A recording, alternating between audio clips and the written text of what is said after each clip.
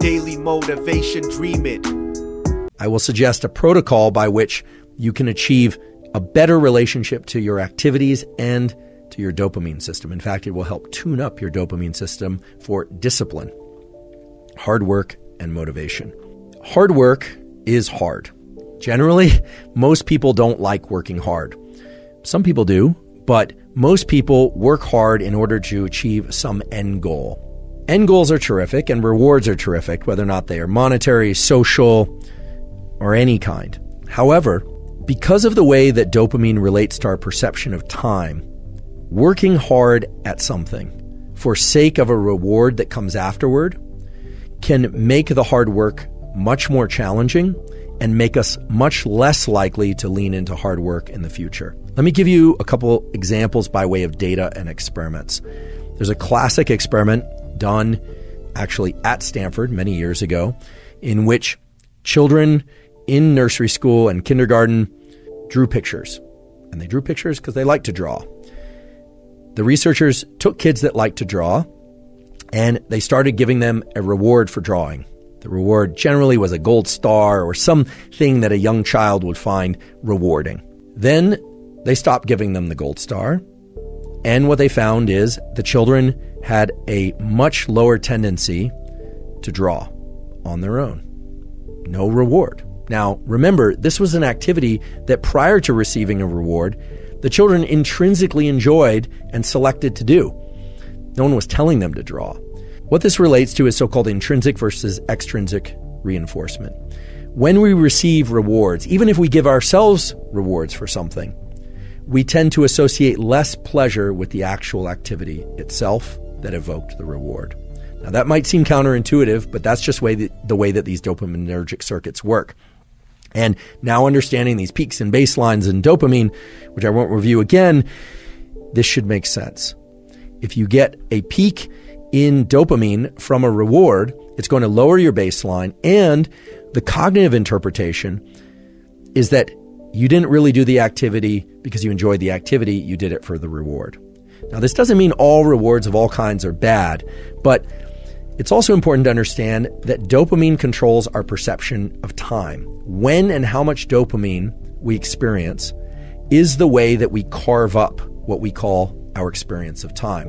When we engage in an activity, let's say school or hard work of any kind or exercise, because of the reward we are going to give ourselves or receive at the end, the trophy, the sundae, the meal, whatever it happens to be, we actually are extending the time bin over which we are analyzing or perceiving that experience. And because the reward comes at the end, we start to dissociate the neural circuits for dopamine and reward that would have normally been active during the activity. And because it all arrives at the end, over time, we have the experience of less and less pleasure from that particular activity while we're doing it. Now, this is the antithesis of growth mindset. My colleague at Stanford, Carol Dweck, as many of you know, has come up with this incredible theory and principle, and it actually goes beyond theory and principle, called growth mindset, which is this striving to be better, to be in this mindset of I'm not there yet, but striving itself is the end goal. And that, of course, delivers you to tremendous performance. It's been observed over and over and over again that people that have growth mindset, kids that have growth mindset, end up performing very well because they're focused on the effort itself. And all of us can cultivate growth mindset. The neural mechanism of cultivating growth mindset involves learning to access the rewards from effort and doing. And that's hard to do because you have to engage this prefrontal component of the mesolimbic circuit. You have to tell yourself, okay, this effort is great. This effort is pleasurable, even though you might actually be in a state of physical pain from the exercise. Or I can recall this from college, just feeling like I wanted to get up from my desk, but forcing myself to study, forcing myself. What you find over time is that you can start to associate a dopamine release. You can evoke dopamine release from the friction and the challenge that you happen to be in. You completely eliminate the ability to generate those circuits and the rewarding process of being able to reward friction while in effort if you are focused only on the goal that comes at the end. because of the way that dopamine marks time. So if you say, oh, I'm going to do this very hard thing, and I'm going to push and push and push and push for that end goal that comes later, not only do you enjoy the process of what you're doing less, you actually make it more painful while you're engaging in it. You make yourself less efficient at it, because if you were able to access dopamine while in effort, dopamine has all these incredible properties of increasing the amount of energy in our body and in our mind, our ability to focus by way of dopamine's conversion into epinephrine. But also, you are undermining your ability to lean back into that activity the next time. The next time you need twice as much coffee and 3 times as much loud music and 4 times as much energy drink and the social connection just to get out the door in order to do the run or to study.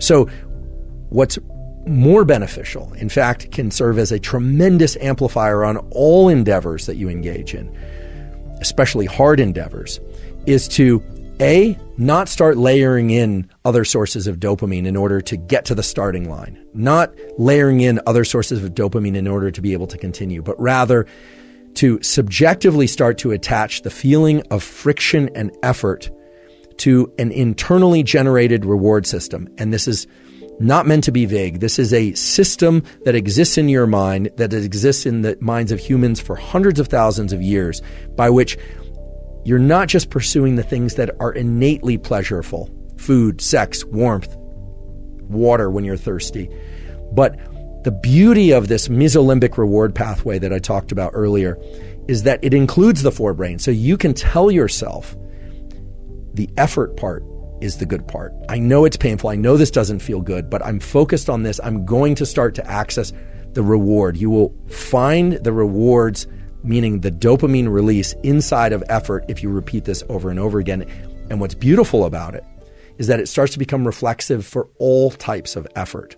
When we focus only on the trophy, only on the grade, only on the win as the reward, you undermine that entire process. So how do you do this? You do this in those moments of the most intense friction. You tell yourself, this is very painful, and because it's painful, it will evoke an increase in dopamine release later, meaning it will increase my baseline in dopamine. But you also have to tell yourself that in that moment, you are doing it by choice and you're doing it because you love it. And I know that sounds like lying to yourself, and in some ways it is lying to yourself, but it's lying to yourself in the context of a truth, which is that you want it to feel better. You want it to feel even pleasurable. Now, this is very far and away different from thinking about the reward that comes at the end, the hot fudge sundae for after you cross the finish line. And you can replace hot fudge sundae with whatever reward happens to be appealing to you. We revere people who are capable of doing what I'm describing. David Goggins comes to mind as a really good example. Many of you are probably familiar with David Goggins, former Navy SEAL, who essentially has made a post-military career out of explaining and sharing his process of turning the effort into the reward. There are many other examples of this too, of course.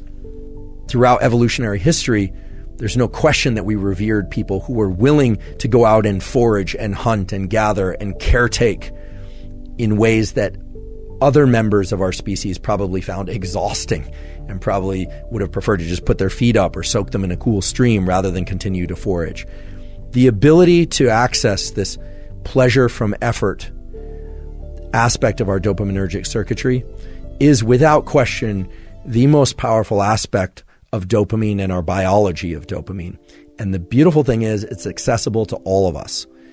But just to highlight the things that can interfere with and prevent you from getting dopamine release from effort itself, don't spike dopamine prior to engaging in effort. And don't spike dopamine after engaging in effort.